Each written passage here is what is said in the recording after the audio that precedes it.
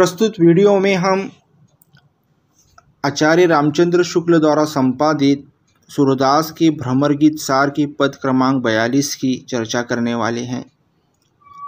इस पद का प्रसंग है जहाँ गोपियाँ श्री कृष्ण में अपनी अनुरक्ता दिखाते हुए कहती हैं उद्धव से। पद है अखियाँ हरि दर्शन को भूखी। अखियाँ हरि दर्शन की भूखी, कैसे रहे रूप रस राची, ये बतिया सुनी रूखी। अवधि गणत इकटक मग जोवत, तब ऐती नहीं भूखी। अब इन जोग संदेशन उद्धव, अति अकुलानी दुखी। बारक वह मुकी फेरी दिखाओ, दुही पै पीवत पथुखी। सूर सिकट हटी नाव चलाओ, ये सरिता है सूखी। इस पद की व्याख्या के अंतर्गत अगर हम बात करें इस पद की व्याख्या की, तो यहाँ गोपियाँ कह रही हैं हमारे नेत्र जो हैं, हमारी आँखें जो हैं, श्री कृष्ण की मनमोहक छवि देखने की अभिलाषी है। अब चाहे कुछ भी हो जाए, हम श्री कृष्ण का दर्शन करना चाहती हैं और अब इन आँखों को उनकी ही तलब है। अब ये आँखें उन्हें देख कर ही संतुष्ट होंगी।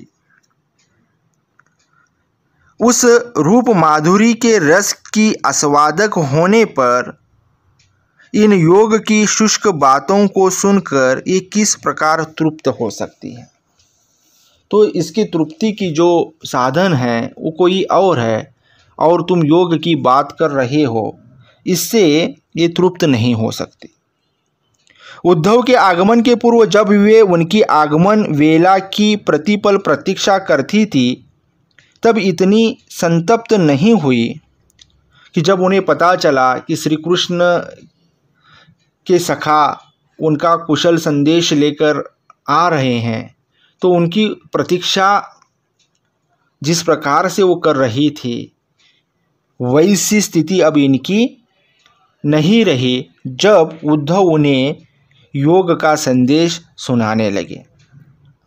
अब इस योग संदेश से अत्यंत पीड़ित और वो दुखी हो गई हैं। वो कहती हैं अब इन नेत्रों को दौने में दूध पीते हुए अपनी सुंदर झांकी एक बार पुनः दिखा दीजिए। सुर कहते हैं कि उद्धव इन्हें योग का पाठ पढ़ाने का व्यर्थ प्रयास कर रहे हैं। ये गोपियाँ तो शुष्क नदियाँ हैं, इन पर आप हठपूर्वक नौका किस प्रकार चला सकते हैं। यहाँ पर उदाहरण देकर सुर कह रहे हैं जिस प्रकार से सूखी सरिता में, सूखी नदी में नौका चलाना असंभव है, ठीक उसी प्रकार से गोपियों को योग सिखाना असंभव है। इस पद के काव्य सौंदर्य की अगर बात करें तो बारक वह मुख फेरी दिखाओ, दुही पत पीवत पथुखी में स्मरण है। सूर सिकट हटी नाव चलाओ, ये सरिता है सूखी में निदर्शना अलंकार है। ये सरिता है सूखी में रूपकातिशयोक्ति अलंकार भी है। इस पद में गोपियों की मानसिक स्थिति का भव्य वर्णन किया गया है। प्रस्तुत पद में चिंता, उन्माद, विकल्प आदि संचारी भाव दृष्टिगोचर होते हैं। प्रस्तुत पद में वल्लभ की पुष्टि मार्गीय विचारधारा स्पष्ट रूप से नजर आती है। प्रस्तुत पद में कृष्ण के रूप की प्यास की महत्ता, चेष्टा व रूप का ध्यान, विभिन्न छवियों का अंकन हुआ है।